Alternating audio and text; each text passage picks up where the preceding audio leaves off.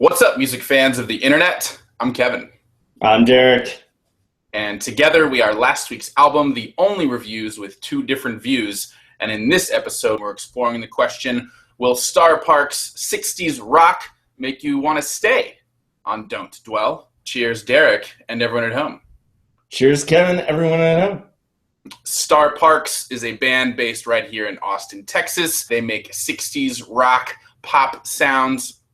And this is their debut album, recorded in a lo-fi analog studio, which makes a lot of sense as we talk about what it sounds like. Derek, what do you think? Kevin, I think Star Park sounds like Dr. Dog, Rooney, Death Cab For Cutie, celebrate the last day of the summer at the beach with Golden Haze.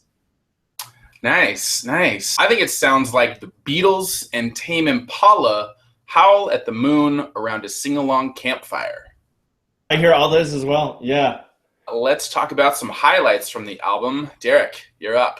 The strong melodies, instrumentally and vocally. One song that really exemplified that for me was Theoretical Girls. Their swaying piano chords, strummed acoustic guitar, some swampy bass guitar, organ, bass snare drums, and I thought maybe pedal steel guitar after the chorus. Just kind of a different sound there, and that was also kind of contrasted with some airy sense there, right, at the same time. The chorus, I thought had one of the strongest vocal melodies on the album. And then later on at the 2:15 mark, there was some horns, saxophone, trumpet, trombone, and this one really builds to a very nice sonic bliss. I thought that this band has a really good knack for the bittersweet. They can mask sort of difficult revelations in really sugary sweet music. And I thought Hugs is a great example of this, where he's softly cooing, I'll make it up to you. And then I think even when things get a little bit more musically melancholy, Theoretical Girls is a good example of that. It's still done in a way that you pretty much have to sing along and clap your hands by the end of it, which is a weird space to be in a melancholy song, but I think serves the band really well.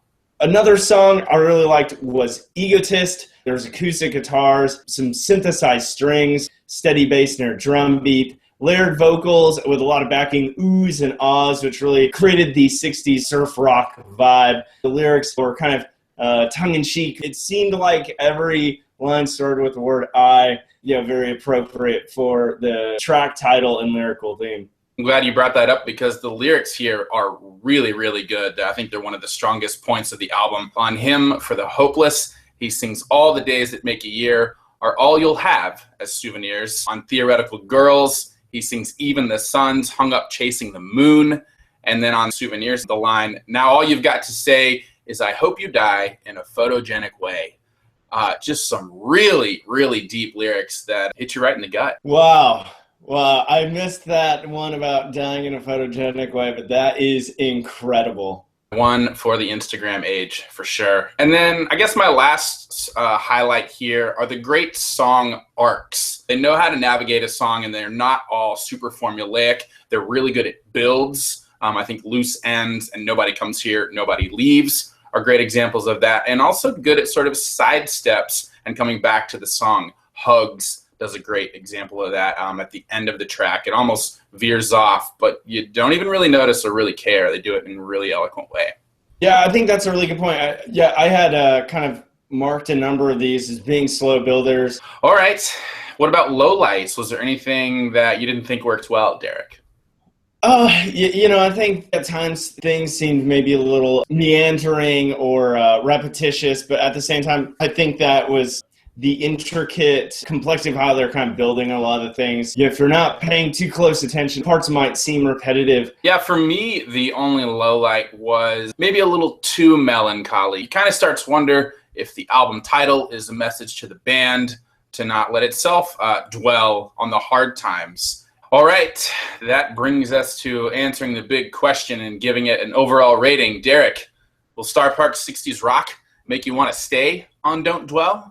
Absolutely. I think this is a great, warm introduction for Star Parks here. I thought their sound was very engaging. They have an ability to vary their sound to some degree through a lot of catchy melodies, instrumentally and vocally.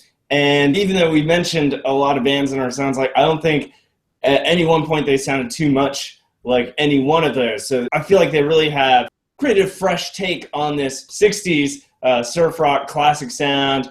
And not only am I willing to stay, but I'm looking forward to hearing more. So I'm giving this one a 3 out of 5. Right on. Will the sound make me want to stay? I think yes. For me, it really grabbed me immediately, but it also grows on you really well. The more times you listen, the more little surprises you discover along the way. They do a great job of sunny with a touch of melancholy. It really encapsulates that sort of warm 60s sound. And I think you can also hear all the effort that went into this. There's a lot of sort of experimentation here that also goes with that era, which I thought was really nice. I think it's a rock solid record from a great new band with a signature sound and plenty of potential.